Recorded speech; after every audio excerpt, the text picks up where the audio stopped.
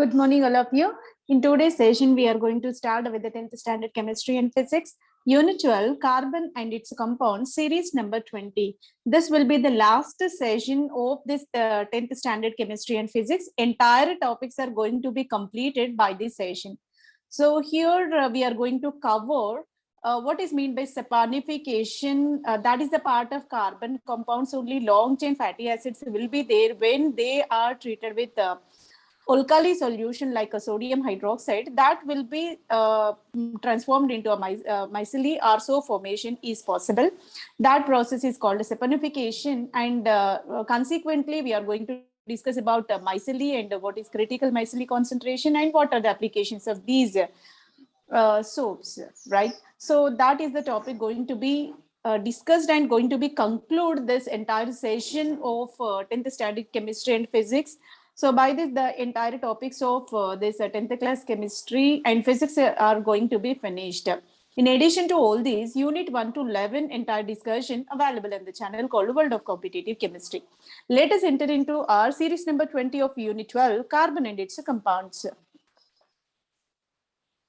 First is about esterification reaction. Before going to start with the saponification, we are going to discuss about what is meant by esterification. So first of all, before going to know about esterification, what is ester first? Esters are the derivatives of carboxylic acid. Ester functional group is represented by COOR. Our COOR group is denoted as a ester functional group, or is called alkyl group. Here, if you take CH3 C double bond OCH3, we are taking OR as a methyl, so that here CH3 C double bond OCH3 can be taken. This is the ester. So where we have C double bond O group over here. This is a derivative of derived from the carboxylic acid. Why? Because one of the hydrogen of carboxylic acid, when replaced with alkyl, it will be transformed into a ester functional group. Esters are generally represented as RC double bond O R. Here RCOOR group simply represented with the alkyl substitution over here. I'm taking methyl one side and ethyl in either side, whose IUPAC nomenclature is provided in the manner. Ethyl will be taken as a suffix over here, prefix over here, and this will become alkanoate. Alkanoate part is containing two carbon atoms, which is designated as a ethanoate. So here, for this compound IUPAC nomenclature will be ethyl ethanoate. Okay, so this is about the ester functional group. These are also the part of carbon and its related compounds. Now let us see how the ester formation is possible. That is given as an activity. We are going to prepare ester right now. And for that purpose, we are taking 1 ml of ethanol solution. So 3 beakers are taken individually. One is ethanol beaker, second is acetic acid beaker, and either is sulfuric acid beaker was taken. These two are taken as a starting materials, whereas the sulfuric acid is a catalyst in order to facilitate the rate of the reaction, being it is a dehydration reaction. Sulfuric acid working like a dehydrating agent over here. Let us see how it is possible. 1 ml of ethanol was taken. So here ethanol must be absolute. Absolute is nothing but 100% pure alcohol is denoted as a absolute solution. Here ethanol for that 100% pure was taken over here. And 1 ml of glacial acetic acid. Again, glacial denotes what? It is highly concentrated fuming. Fuming acetic acid is called a glacial acetic acid, right? That was taken in any other beaker over here.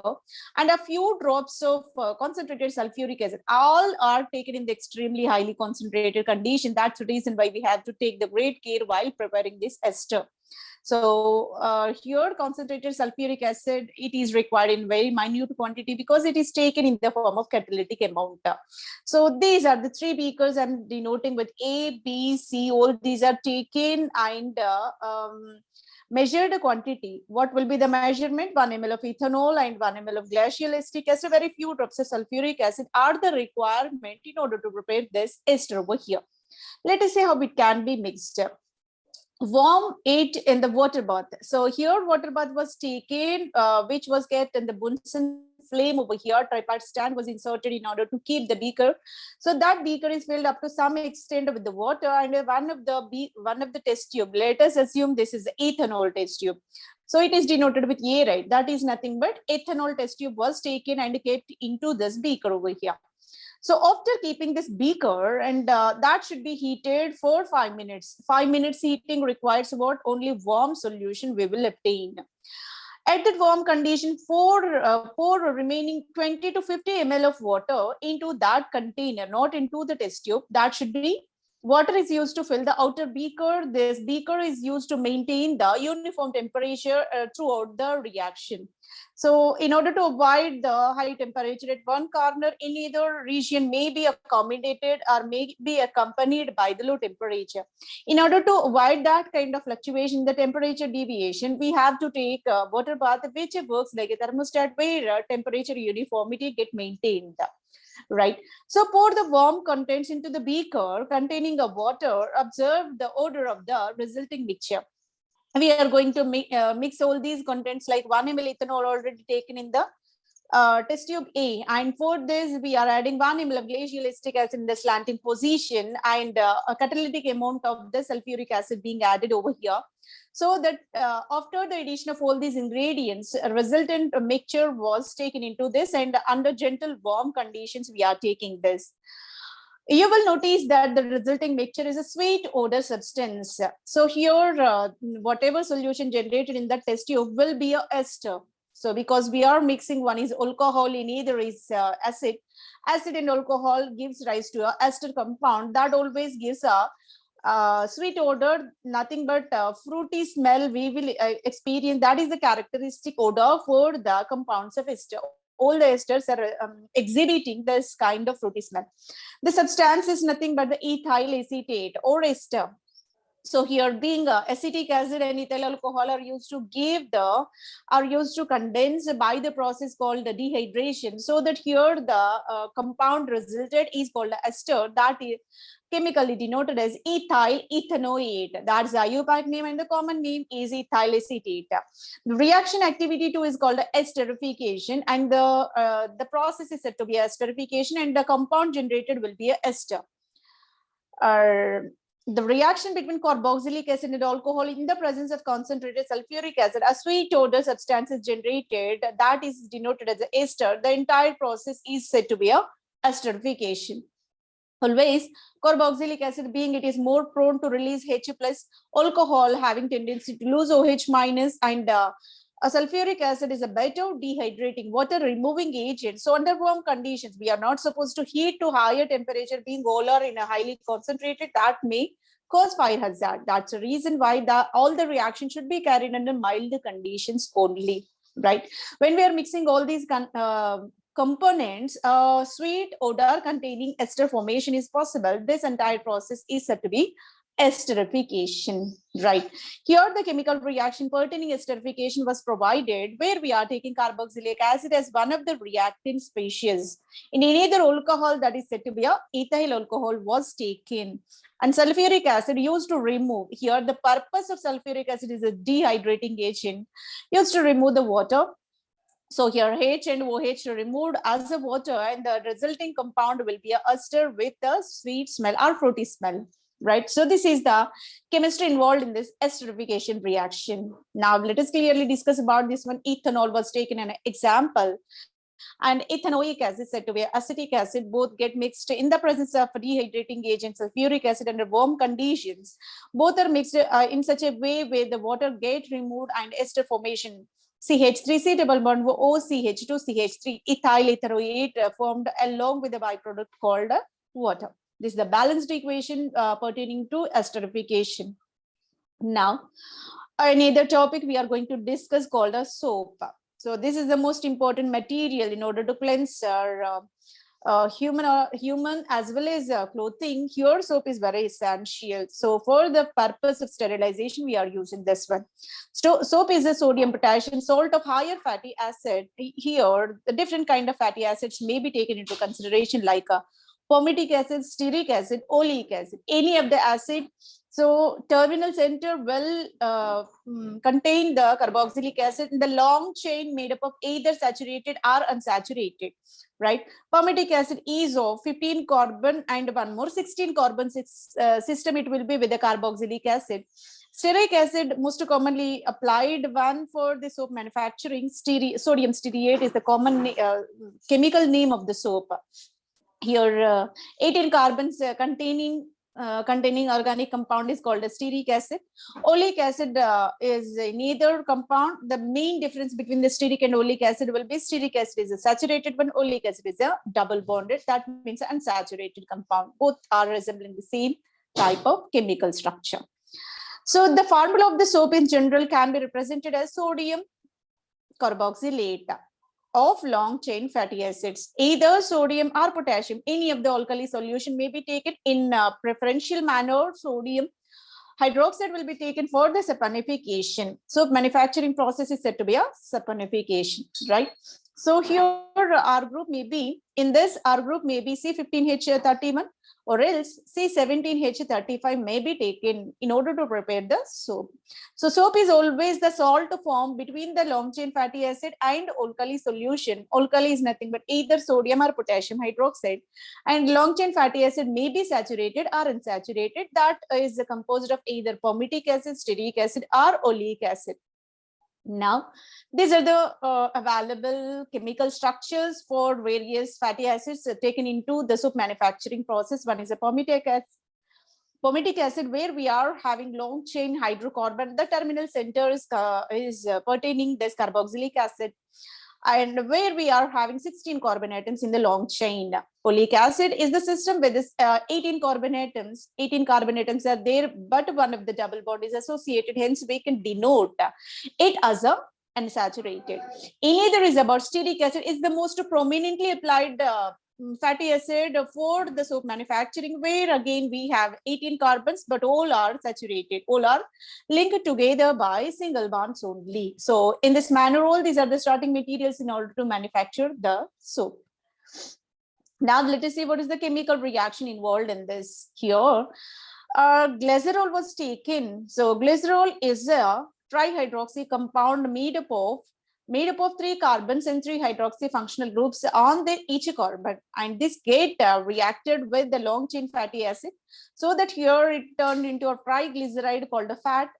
Here fatty acid triglycerides will be generated. This is the ester compound. This is a kind of chemical reaction pertaining long chain fatty acids with the alcohol. This is a kind of esterification reaction. You can clearly observe.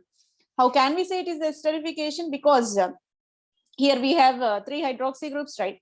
Such a kind of 3 long chain carboxylic acids we are taking, fatty acids we are taking. Each chain will react with this OH. Here ester is formed, here also ester, here also ester. That's the reason we are saying it is a triglyceride. That is called a ester, triester compound. So these are the long chain fatty acids, and this is a glycerol. Here ester formation is possible in this reaction. And let us see how the saponification reaction get carried. So this will be the starting material, which is started from the glycerol, and glycerol can be represented as a glycerin as well. And either fatty acid can be taken further. They turned into a triester called a triglyceride. Triglycerides are animal fats in general. These triglycerides can be treated with alkali solution of excess quantity. So stoichiometric ratio will be 1:3 can be taken. And when 3 moles of sodium hydroxide taken into the consideration, what happens here? The cleavage of bonds, because here ester bonds are there. Whenever sodium hydroxide is added, that will use to perform the hydrolysis reaction, so that ester will be hydrolyzed. Whenever ester hydrolyzed under alkali conditions, here this triglyceride now turned into a glycerol, and whatever long chain fatty acids are there, these are now transformed into a sodium salt of carboxylate. So this is the product what we are requiring for the soap manufacturing. So this is called a saponification process, where sodium carboxylates are the final products here. Being it is binded with the 3 functional groups, triglyceride, we require 3 moles of sodium hydroxide, and 3 moles of product formation is possible. That's the reason why it is highly economic in nature, right? So this entire process is said to be a saponification reaction. So let us define what is saponification of soap. When the fats are treated with sodium hydroxide, sodium salt of fatty acids and the glycerol will be formed as a glycerol is either byproduct generated. the sodium salt of 3 higher fatty acid being soap, the reaction soap formation is generally regarded as a saponification process. Here, triglyceride will be treated with sodium hydroxide so that bonds, ester bonds already existing get cleaved. Whenever bonds get cleaved, one of the product will be glycerol, that will be a byproduct, and the main intentional product will be sodium salt of long chain fatty acid will be generated. This entire process is said to be saponification. So entire detailed chemical reaction is provided over here, where we are taking fats. Fats are available, triglycerides are available in so many ways. Oily seeds are available, and animal fat is the most common origin for this triglyceride content. And that will be treated with the sodium hydroxide pellets that are dissolved in the proper amount of water, because stoichiometric ratio is required over here. Molar ratio can be taken so that here ester hydrolysis is possible, and glycerol will be obtained as a byproduct, and the main product will be a long chain fatty acids of sodium salts. So these are regarded as a soap. This is a chemical reaction pertaining saponification. So here, how the cleansing action is possible by these soap molecules.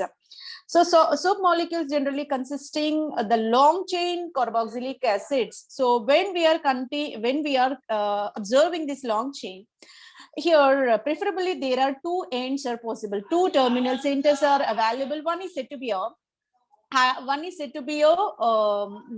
polar in nature, and the long chain is a non-polar, entirely made up of hydrocarbon. Hence, we can say it is a long chain hydrocarbon is a non-polar one. Thus, wherever non-polar nature is there, their water solubility is extremely less. Wherever polarity is there, this part is water soluble. Hence, we can bifurcate this molecule into two parts, two edges. The edge of this right hand side is denoted as hydrophilic in nature. Hydrophilic in the sense that having tendency to mix with the water. In another edge having property of hydrophobic, that will repel the water. So here both the behavior, this is amphiteric in nature. One of the end is having more prone to react with water, in either end having a less are repelling water molecules, because one of the end is purely organic, in either end is highly polar in nature. That's the reason why here dual nature is given for this. Dual nature is given for the soap molecule. So whenever the soap is in contact with the dirt particle, for example, grease is made up of what organic moiety only. Whenever it is in contact with, so here this soap molecule is in contact with dirt present in the cloth, what happens? So here the non-polar part is there, no hydrocarbon part is there, no, that will interact with the dirt particles, because both are organic in nature. The reaction will be there. Whenever hydrophilic part is there, that will be coming outside. So hydrophobic end will be binding with the dirt particles in such a way in all possible direction that used to surround. And hydrophilic end is in the outside manner, which is clearly represented. Sodium part is in the outside direction, and the long chain is in direct contact with the dirt particle. So in the entire surrounding of the dirt particle, these soap are going to be associated. So whenever water is added, this hydrophilic end is there, no, that will react with water, and that will come out along with the dirt particle as a micelle. So this is the main principle involved in the cleansing action of soap. So soap used to form a micelle around that. Micelle is nothing but so segregation of all the soap molecules around that one, that used to give a bunch of molecules called a ball type of molecule is obtained. So slowly that will be departed as water is added, because that end will not participate, and the remaining surrounding region having hydrophilic nature, so that it will be interacted with water, and that will separate that dirt particle from the clothing. So in this manner, cleansing action is possible. In order to understand that mechanism clearly, first of all, we have to categorize all the solutions into true solution, colloidal solution, suspension. Whatever liquid we are taking, all liquids are broadly classified into three categories. One is called a true solution, second is called a colloidal solution, third is called a suspension. Right. So let us, on what basis we are classifying? On the basis of their diameter, their size.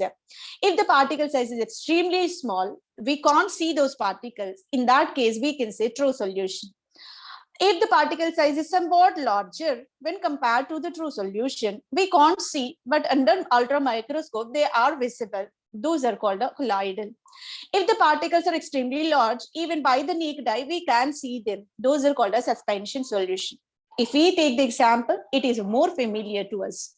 Let us take the salt and add to water. Salt added to water and mixed thoroughly. What happens? Can you examine, can you identify where the salt is there, where water is there after mixing? Even under ultra microscope, we can't identify salt particles because the particle size is extremely small. Salt particles are completely dissolved. In that case, we can't separate where is the salt, where is the water. Even under the ultra microscope, that is said to be a true solution. Particle size is extremely smaller. Whenever colloidal solution, let us take the simplest example, milk. So milk is the emulsion. Milk is said to be an emulsion of fat and water, right? So here, always fat and water, that emulsion is called milk. In that case, by normal eye, we can't identify where fat is there, where water is there. So it is not possible. But when it examined under ultra microscope, it is very simple. It is very familiar to identify where the fat particles are there, where water particles are there. That's the reason why we are saying it is as an emulsion. Right. So here, that's the reason why milk is the simplest example for colloidal solution. We can observe the particles under ultra microscope, but on normal conditions, it's not visible to us.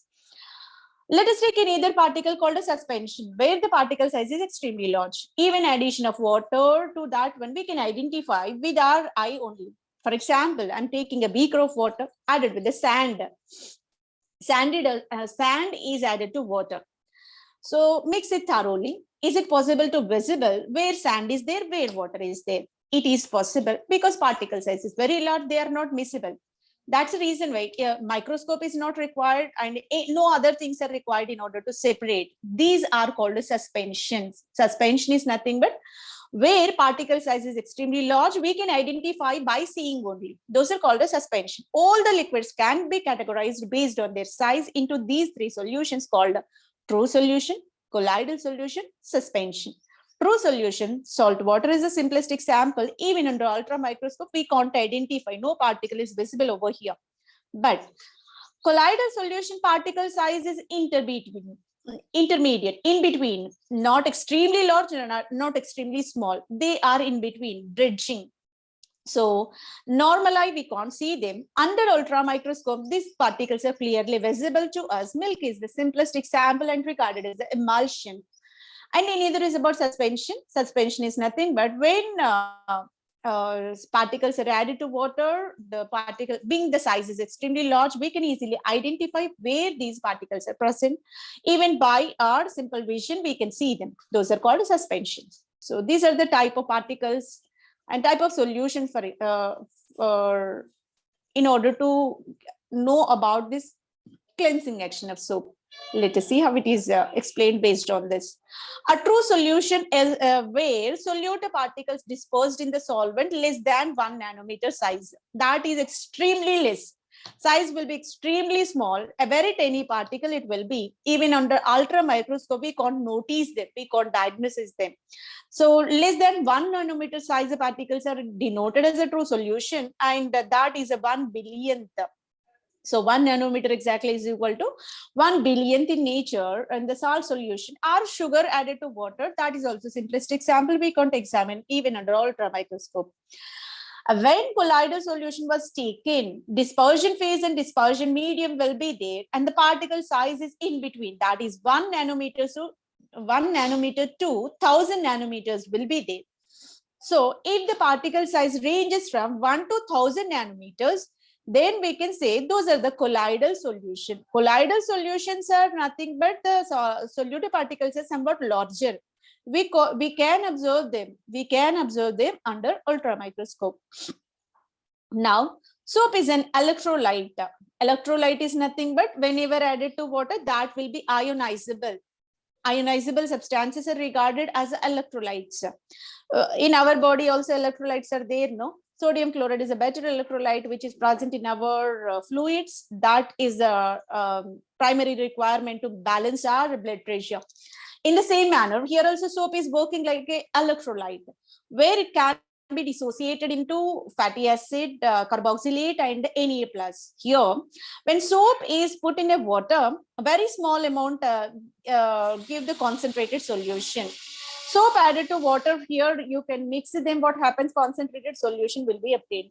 It gives a true solution, but above the particular concentration, it will become critical micellar concentration, and all the particles get aggregated. And because of aggregation, true solution now converted into colloidal size. There is a slight difference between the true solution and the colloidal solution. Just now we got the clarification what is true solution, what is colloidal solution. True solution particles are not visible. Soap is also, when added to water, we can't identify where the soap particles are present. But if we are increasing the concentration of soap in the water, all the soap particles get aggregated and they are used to make such bunches. Such a kind of bunch or a ball type of molecule, they are going to aggregate themselves. And that certain concentration is required in order to aggregate. That concentration is regarded as a critical micellar concentration, CMC. Right. Whenever it is in micellar, so individual particles are true solution only, but micellar formation that will be transformed into a colloidal size. Colloidal solution will be obtained over here. Right. So here, a spherical aggregate of the soap molecule in the water is called a micellar. When soap is dissolved in a water, it forms a colloidal suspension. Soap able to give the colloidal suspension, and the soap molecule cluster together to form the spherical micellar. So here micellar is nothing but all the soap molecules get aggregated, and that used to make a ball type of material where interior region will be hydrophobic in nature with the organic moiety.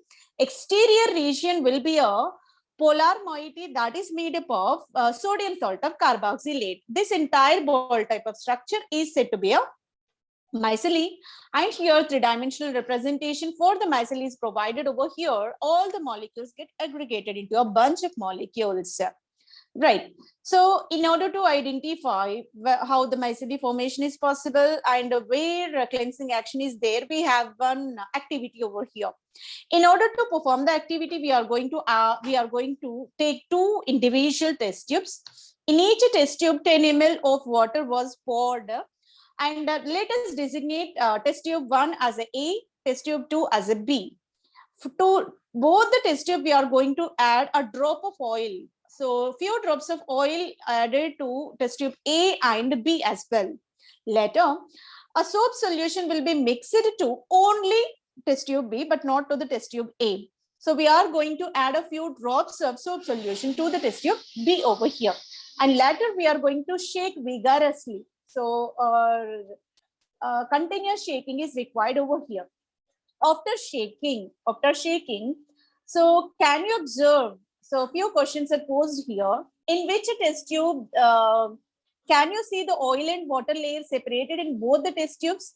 So is it possible to get the separation of oil and water layer in both the test tubes or not? Yes, it is possible.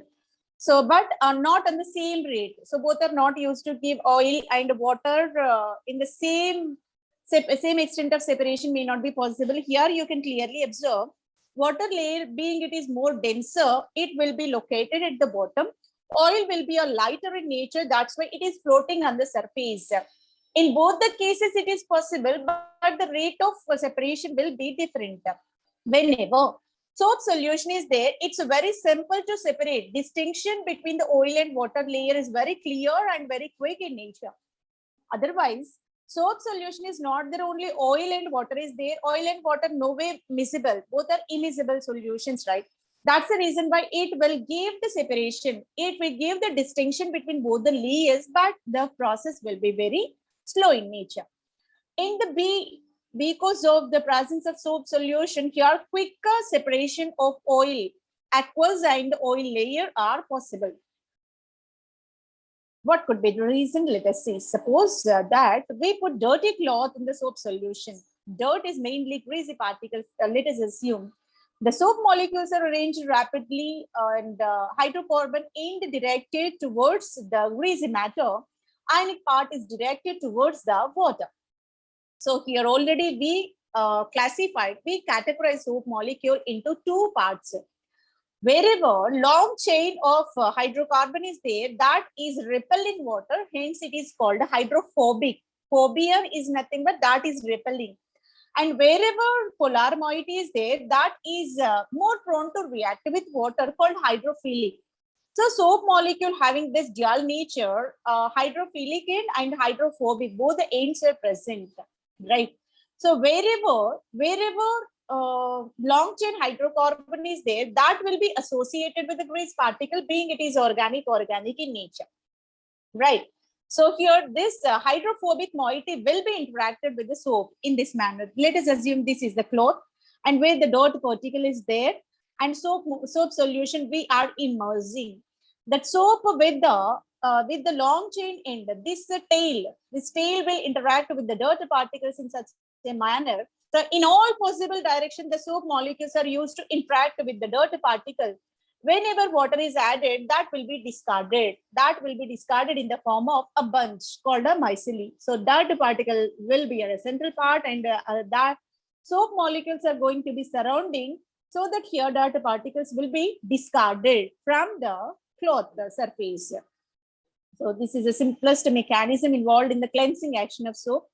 So just now we gone through all these. So this will be the mechanism, because long chain hydrocarbon is called hydrophobic, and here it is the carboxylic acid and hydrophilic end will be there. So because of this dual nature only, there is a possibility of cleansing action. One end will be reacted with water, it is clearly mentioned. Sodium carboxylate part will be interacted with water, and long chain hydrocarbon will be interacted with the grease particles, so that here it will bind to the stains, grease stains whichever present on the clothing, right? So that here slow separation is possible as a micelle in this manner. Initially dirt particle is there in the surface, here soap are going to accumulate on its surface. Whenever it is accumulated, water is added, so that micelle detachment is possible. So this is about the mechanism.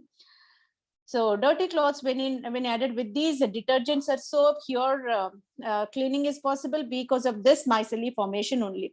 The main criteria involved in the micelle is individual soap particles are true solution. Whenever they are going to form a micelle, a bunch of molecules, then only there is a colloidal nature will be there. Because of that colloidal nature, adsorption process is possible. That will be adsorbed on the surface. Whenever adsorption is there, cleansing action is possible. That's the main criteria, main principle hidden in this mechanism of micelle formation and cleansing action of soap. The important thing is the critical micelle concentration. So certain extent of soap solution is required in order to make that. Then only here true solution get transformed into a colloidal form. So by this, we successfully completed the entire 10th class chemistry and physics, where all the topics of 12 units got completed, including physics and chemistry both. I hope every topic is most familiar and extensive data is provided to you. Thank you for your patience listening. Thank you, one and all.